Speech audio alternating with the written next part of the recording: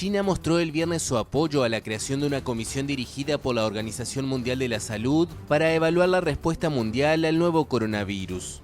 Las declaraciones se producen después de fuertes presiones internacionales, sobre todo por parte de Estados Unidos y Australia, a favor de una investigación sobre la aparición del patógeno en China. China apoya el establecimiento de un comité para revisar la respuesta global a la pandemia de una manera abierta, transparente e inclusiva, bajo el liderazgo del director general de la OMS, en el momento apropiado, luego de que termine la pandemia y con la autorización de la Asamblea Mundial de la Salud o el Comité Ejecutivo, para resumir la experiencia y las deficiencias de la respuesta internacional a la epidemia y dar sugerencias para mejorar la preparación global contra las principales enfermedades infecciosas. La portavoz recalcó un punto importante. No se trata de una investigación dirigida específicamente a China, sino de una evaluación en torno al conjunto de los países del mundo. Se cree que el origen de la actual pandemia se produjo por la transmisión del SARS-CoV-2 de murciélagos al hombre a través de una especie exótica intermedia que fue posiblemente ingerida en el mercado húmedo de la ciudad china de Wuhan, por lo que expertos están buscando reformar la venta de animales silvestres. Lograrlo no será tarea fácil, ya que una futura reforma para regular o prohibir los mercados de animales silvestres ha de tener en cuenta la situación de diferentes países, en donde en muchos de ellos estas especies son necesarias para la seguridad alimentaria, como afirman expertos. So I don't believe that a ban is possible because for some countries, as I say, wildlife are an important source of protein, an important contributor to food security. But for many countries, that's not the case. So for many countries, a ban would be appropriate. For others, a phasing out or increased regulation. Los animales silvestres generalmente llegan vivos a los mercados húmedos, a diferencia de especies como los ciervos o los conejos, que son cazados en su hábitat. Tanto su manipulación y sacrificio in situ crean condiciones para la transmisión de virus zoonóticos como el coronavirus que provocó la pandemia. A number of different species in together, you're creating an environment where the virus can easily circulate amongst all of the species present, including the human storekeepers and visitors to the market. Sin embargo, expertos afirman que lo importante es empezar el proceso con todos los países discutiendo la importancia del asunto en términos de la pandemia, incluyendo el bienestar de los animales y la seguridad alimentaria, para posteriormente adecuarlo a cada país y así poder garantizar su cumplimiento.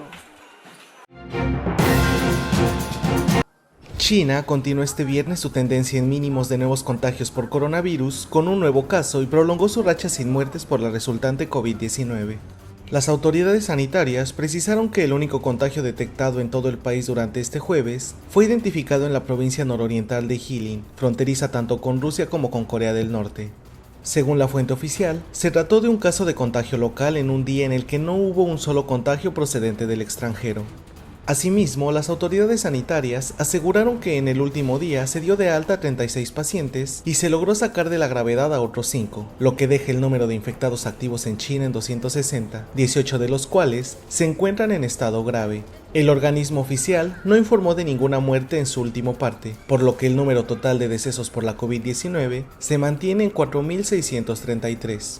China registra hasta el momento 82.886 infectados diagnosticados oficialmente desde el inicio de la pandemia. 77.993 de ellos superaron con éxito la enfermedad y fueron dados de alta.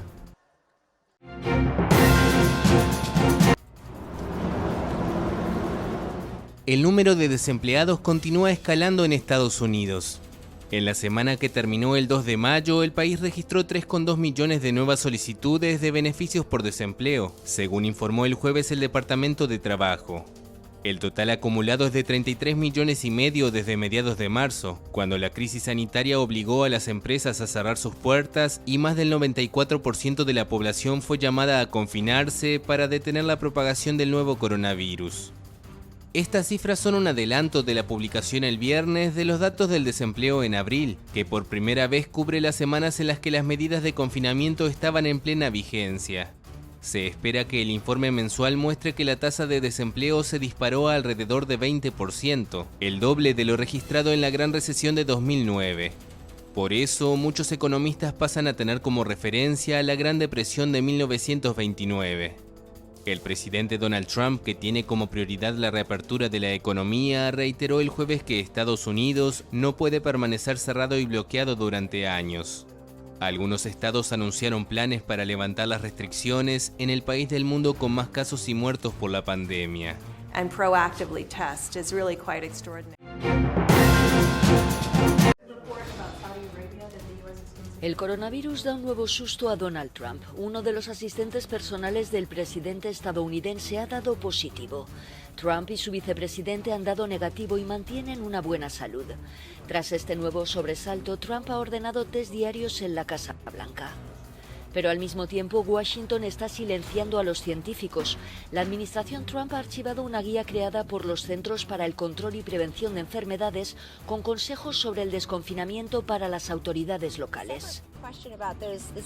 Sobre el informe de pautas de los CDC, todo lo que les diré es que no podemos ser demasiado normativos sobre un área en particular.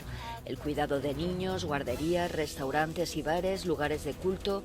Y hay una razón, los gobernadores quieren estar a cargo de abrir diferentes partes de sus estados y diferentes partes de su economía. Por ejemplo, en Montana han decidido abrir algunas escuelas con las medidas de precaución necesarias. Y es que por cuarto día consecutivo en este estado no ha habido nuevos casos de COVID-19.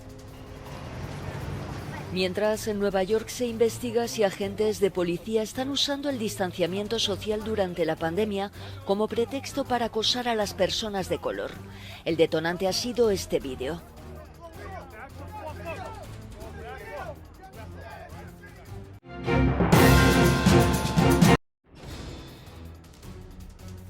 La pandemia del nuevo coronavirus ya deja más de 300.000 contagios en América Latina y el Caribe. La COVID-19 también ha provocado la muerte de más de 17.000 personas en la región, de acuerdo con un balance de la France Press realizado a partir de datos oficiales. Brasil es el país más afectado, con más de 135.000 infectados y una cifra superior a los 9.000 fallecidos. La administración del presidente Jair Bolsonaro se ha enfrentado a los gobernadores por las medidas de confinamiento. El mandatario y su equipo han defendido un levantamiento de la cuarentena para evitar una crisis económica por la parálisis de las actividades. Entonces la alerta que ellos dieron es muy importante. Aunque haya protección, el pueblo tenga dinero en mano, de aquí a 30 días puede comenzar a haber escasez en las estanterías y a desorganizarse la producción brasileña y entrando en un sistema no solo de colapso económico, sino de desorden social. El segundo país con más casos es Perú, que registra más de 60.000 contagios y más de 1.600 fallecidos. Pero en México, el virus ha resultado más letal, con cerca de 30.000 infectados y más de 3.000 muertes. La Organización Panamericana de la Salud pidió a los países de la región que sean cautelosos a la hora de aligerar las medidas de confinamiento. Se espera que el pico de la pandemia se alcance en los próximos días en distintos puntos del continente. El coronavirus avanza cada día con más fuerza en Río de Janeiro, donde los hospitales se encuentran en colapso con centenares de pacientes que esperan atención. Hasta ahora, Río solo ha implementado el 46% del plan de contingencia, mientras que clínicas y centros de salud padecen por falta de equipos y escasez de médicos, y sus corredores permanecen copados de pacientes a la espera de atención. La COVID azota con más fuerza las favelas, donde habitan los más pobres, muchos de los cuales fallecen en la fila de espera por una unidad de terapia intensiva, explica Alessandra Rocha, subcoordinadora de salud de la ciudad de Río. Muchas personas están muriendo en la misma fila. Los médicos no alcanzan a pensar voy a dejarlas vivir o morir, ya que ni siquiera llegaron a ser consideradas para un cupo de una cama de la unidad. Estas personas están muriendo esperando ese cupo. Río de Janeiro tiene unos 7 millones de habitantes, un número que se eleva a más de 11 millones si se tiene en cuenta a la gente que vive en su área metropolitana. De ellos, más de 980 ya perdieron la vida con la pandemia. Otros 10.303 están contagiados y cerca de medio millar de personas en estado crítico esperan por un cupo en una unidad de urgencia de la red pública de la salud, que ya llegó al tope de su capacidad según datos oficiales. Aunque la alcaldía se queja de falta de camas, órganos de control han encontrado irregularidades en la compra, uso y distribución de unidades, muchas de de las cuales permanecen vacías en hospitales públicos de la ciudad. A ello se suma la escasez de médicos, técnicos y enfermeros. Bajo una política de recorte presupuestario, el alcalde de la ciudad, Marcelo Crivella, ha despedido durante su administración a más de 6.000 profesionales de la salud, y los últimos casos se registraron a finales de febrero, cuando ya se sabía que la crisis por la pandemia llegaba a Brasil. Para atenderlas abrió una convocatoria para contratar a 5.000 profesionales, llamado que no ha contado con la respuesta esperada, asegura Carlos Vasconcelos, médico de familia y portavoz del Sindicato de Médicos de Río de Janeiro. Los servicios fueron tercerizados, las personas perdieron estabilidad y hubo un desinterés de los profesionales más especializados de hacer carrera en el sector público. Eso generó una desorganización en el momento de la crisis y hay poca credibilidad de que las personas que están siendo movilizadas para trabajar tengan efectivamente derechos. Por otra parte, la insistencia del presidente Jair Bolsonaro en descalificar la gravedad de la enfermedad y su continuo llamado para que Brasil no pare han sido uno de los principales obstáculos para enfrentar la pandemia. El aumento de las víctimas de la enfermedad en los últimos días ha obligado a ampliar los cupos en los cementerios, y no se descarta que en la ciudad se presenten situaciones como las registradas en Guayaquil o Nueva York, donde los muertos fueron lanzados a las calles ante la inoperancia de las autoridades.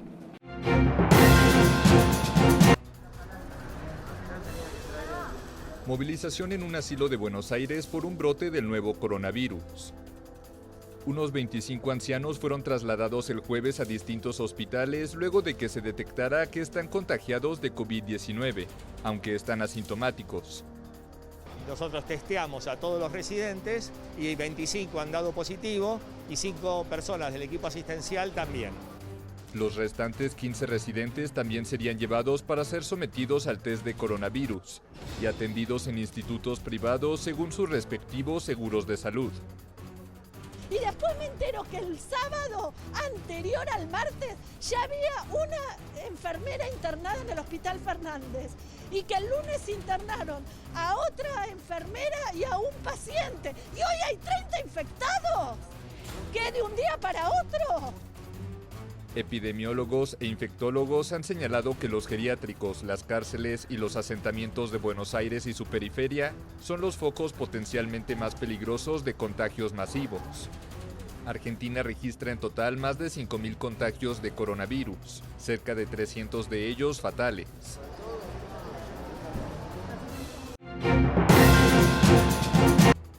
Fueron capturados. Caracas dio más detalles el jueves sobre un operativo en el que detuvo a una veintena de personas que, según el gobierno chavista, intentaban invadir por mar a Venezuela entre el 3 y el 4 de mayo. Con la perfecta sincronía de la Unión Cívico-Militar Policial, todos los pueblos de las costas venezolanas activados para detectar esos desertores que en estos momentos están huyendo desesperadamente, ha permitido que podamos capturar a 23 de estos terroristas que venían en esas 2 embarcaciones el domingo 3 de mayo. El gobierno acusa al líder opositor Juan Guaidó de haber firmado un contrato de $212 millones con la empresa privada de seguridad y defensa Silver Corp USA, fundada por el ex boina verde Jordan Godreu. Este veterano de guerra de Irak y Afganistán sirvió en el ejército estadounidense desde 2001 hasta 2016, según confirmó la France Press con el Pentágono. Venezuela asegura que entre los detenidos hay militares que se sublevaron al gobierno de Nicolás Maduro y que dieron su apoyo a Guaidó, e incluso acusa al narcotraficante conocido como Doble Rueda de haber financiado la presunta invasión. Y en este caso queda clara la relación de Juan Guaidó, queda clara la relación de Antonio Sequea, queda clara la relación de Cliver Alcalá Cordones, queda clara la relación de Iván Simonovic con narcotraficante, como es el caso de Doble Rueda, o como es el caso de Socorro Hernández, que fue capturado también como jefe logístico de toda la acción criminal de los días pasados, y el gobierno de los Estados Unidos no dice absolutamente nada. Guaidó niega haber tenido relación con Silver Corp y la Casa Blanca calificó las acusaciones de melodrama. Por su lado, el gobierno de Maduro también acusa al de Colombia de amparar lo que llama acciones criminales y violentas contra Venezuela. Intensivo del gobierno colombiano.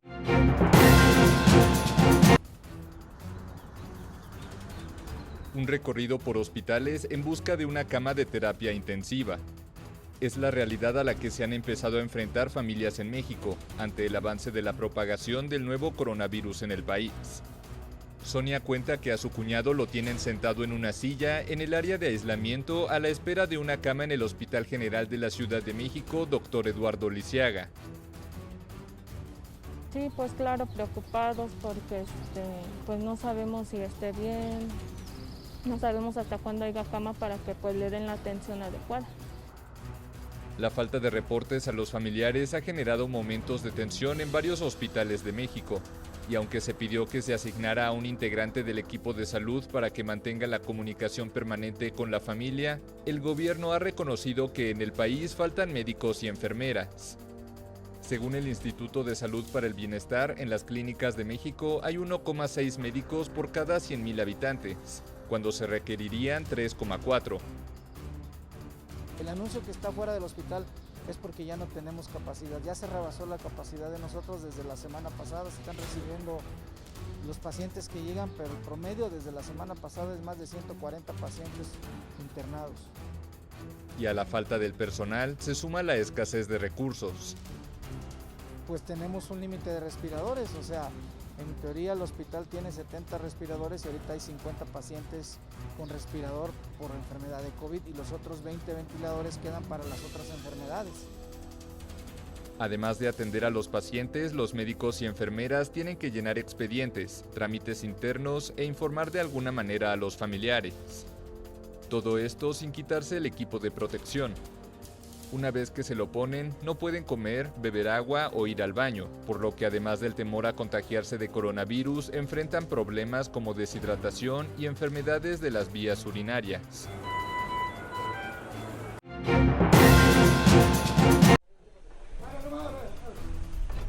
Los empleados del crematorio del cementerio El Ángel de Lima no descansan, pues deben convertir en cenizas los cuerpos de las víctimas de la pandemia del nuevo coronavirus. Ahorita para el servicio que es de COVID se tiene una caja especial. Bueno, de los fallecidos ya no los entregan en una bolsa térmica, están embolsados para que no haya contaminación. Al lugar llegan a diario media docena de ataúdes de víctimas de COVID-19. Los muertos por la pandemia son cremados de noche, sin ceremonias fúnebres. Durante el día son incinerados los fallecidos por otras causas. El Ministerio de Salud de Perú, conocido como MINSA, dispuso que los fallecidos por COVID-19 deben ser cremados, salvo en los sitios donde no hay hornos. En ese caso, son enterrados. Los familiares no pueden ver el rostro ni tener contacto con las víctimas, por lo que el velorio del cadáver está completamente prohibido. Él lo ha querido enterrar, pero lamentablemente el MINSA optó por traerlo a este crematorio. Verdaderamente, siendo sincero, sin una utilización del familiar. Los cuerpos de fallecidos por COVID-19 son puestos en bolsas herméticas y desinfectadas con hipoclorito de sodio o lejía. El cadáver se coloca después en un ataúd que no puede ser abierto. A la cremación pueden asistir un máximo de 2 familiares con implementos de protección y la incineración debe ser realizada dentro de las 24 horas después del fallecimiento. Las cenizas son entregadas a las familias que lo soliciten. Según medios locales, los 6 crematorios de Lima reciben unos 30 cuerpos diarios y están al borde del colapso. Perú es el segundo país de América Latina más afectado por el nuevo coronavirus, con casi 60,000 casos y más de 1,600 fallecimientos. La segunda prueba del Gorgas es negativa. Una excelente noticia tras semanas de sufrimiento. El empresario panameño de la construcción, Herman Bern, se recuperó de COVID-19 tras pasar casi 2 meses en la unidad de cuidados intensivos de un hospital. Pasó 58 días en terapia intensiva y más de 30 con ventilación mecánica. Yo creo que estuve cerca de estar en esta estadística de muertos, pero aquí los doctores no sé qué han hecho. Pero estoy vivo. Ya todo negativo. El caso de Bern ha sido uno de los más sonados en Panamá. Incluso hubo rumores y noticias falsas anunciando su muerte. Este señor estuvo aproximadamente los primeros 15 días en cuidados intensivos muy mal. creíamos todos los días que iba a fallecer y la verdad es que iniciamos tratamiento con corticoides y tratamiento con anticoagulación. Vimos una mejoría significativa a las 24, 48 horas de haberlos iniciado y gracias a eso hemos podido ver esta recuperación. Panamá es el país centroamericano que registra el mayor número de casos del nuevo coronavirus, con más de 200 fallecidos y cerca de 8.000 contagios. Pero las autoridades afirman que esto se debe al alto número de pruebas que realizan. Los hospitales no se han desbordado por la pandemia como ha sucedido en otras latitudes. Los médicos que están en la primera línea de lucha contra el virus se topan todos los días con pacientes graves y algunos han preferido hospedarse en hoteles por miedo a contagiar a sus familias. Entramos a una zona de guerra en la cual queremos salvar una vida. No importa si en ese salvar una vida nosotros nos afectamos. Sufrimos la enfermedad con el paciente desde que llegan hasta que lo sacamos de la unidad o hasta que fallecen. Los médicos panameños han logrado que menos de 30% de los enfermos graves mueran por el coronavirus. Los doctores atribuyen el éxito al uso temprano de esteroides y heparina. Así esperan poder sacar adelante a otros pacientes como Byrne, quien a los 73 años ya piensa en su recuperación después de derrotar al coronavirus.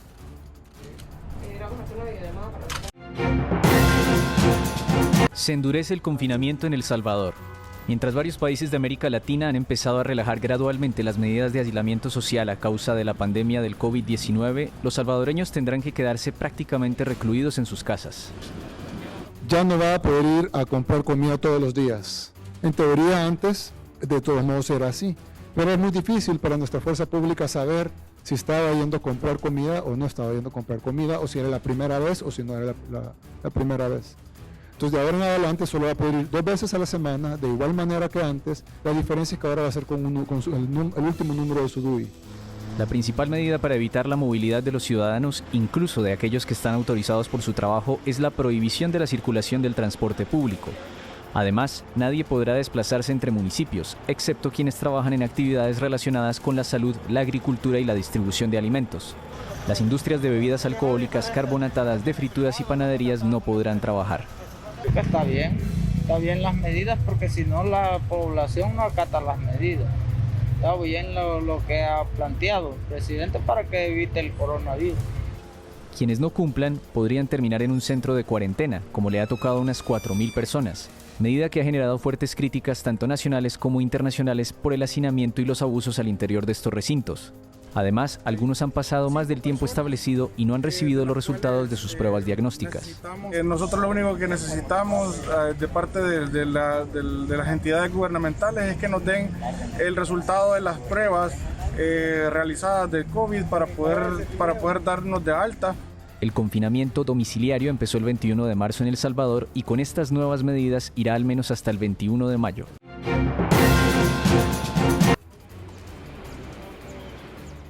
En un hospital en Roma se preparan para lanzar una campaña de pruebas serológicas. El objetivo es determinar el número de personas que han entrado en contacto con el nuevo coronavirus desde que estalló el brote en Italia y cartografiar su propagación. Quindi uno screening su larga scala come quello che è stato attivato dal governo con i 150.000. La detección a gran escala, como la establecida por el Estado con las 150.000 pruebas serológicas planificadas, permitirá tener, gracias a una amplia cobertura del territorio desde un punto de vista epidemiológico, un mapeo real y una estimación más cercana del número de personas que han sido contaminadas, lo que probablemente será mucho mayor, de 8 a 10 veces más que las cifras que tenemos hoy. 8-10 volte di più di quelle che oggi noi abbiamo presenti, quindi questo ci permetterà. El país ha registrado casi 30.000 muertes a causa del coronavirus. Las pruebas serán realizadas sobre todo a personas consideradas de alto riesgo, como el personal sanitario y de la policía. Se lei fosse stata positiva, si su resultado es positivo a través de la prueba rápida, ni siquiera podríamos decirle relájese, está protegido. Esta prueba no es una licencia para volver a la vida diaria sin protección. Todavía es importante continuar usando las protecciones que siguen siendo lo más importante, incluso más importante que saber si tiene anticuerpos. Più che conoscere i propri anticorpi. Los expertos no saben todavía si una persona que ha desarrollado anticuerpos puede ser de nuevo contagiosa, y tampoco se conoce el grado de inmunidad contra la nueva cepa de coronavirus, ya que existe el riesgo de que aquellos considerados inmunes puedan volver a contagiarse y propagarlo a otras personas. Las pruebas masivas serológicas tienen un objetivo: determinar quién ha contraído el virus, aún de forma asintomática. Los test se realizan a través de una gota de sangre y detectan en pocos minutos si la persona ha desarrollado anticuerpos contra COVID-19. Pueden ser practicadas en casa, consultorios u oficinas, pero no reemplazan las pruebas virológicas en muestras nasofaríngeas, que son las únicas que pueden determinar contagio o la curación del sujeto.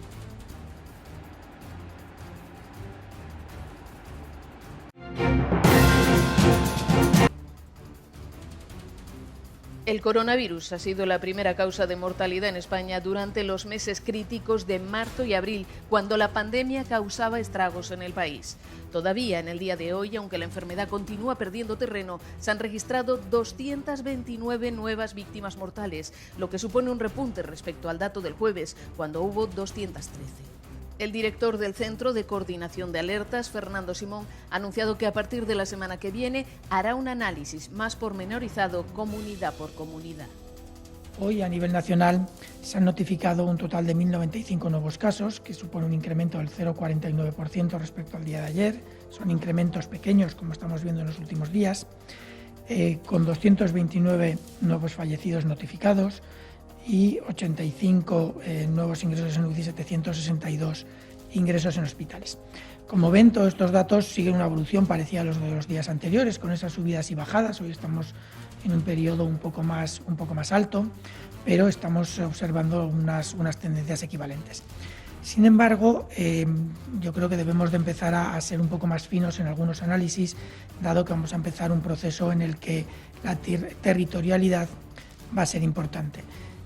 Por ejemplo, Tras las últimas cifras, el número total de fallecidos desde que comenzó la crisis sanitaria ronda los 26.300. Al mismo tiempo, más de 131.000 personas han superado la enfermedad. Durante los meses de marzo y abril, el coronavirus superó a todos los grandes grupos de enfermedades, como las circulatorias, los cánceres y las respiratorias, como la principal causa de mortalidad en España, con el 37% del total de decesos. Se espera que sea también una de las causas más importantes de fallecimiento en el cómputo global de 2020. Cifras que dan la medida de la profunda crisis sanitaria y económica en la que se ha hundido el país y de la que ahora trata de levantar cabeza. La fase 1 de la desescalada, en la que entrará buena parte de España tras el fin de semana, será una prueba de fuego al permitir a los ciudadanos una mayor libertad de movimientos y una reapertura controlada de la actividad económica.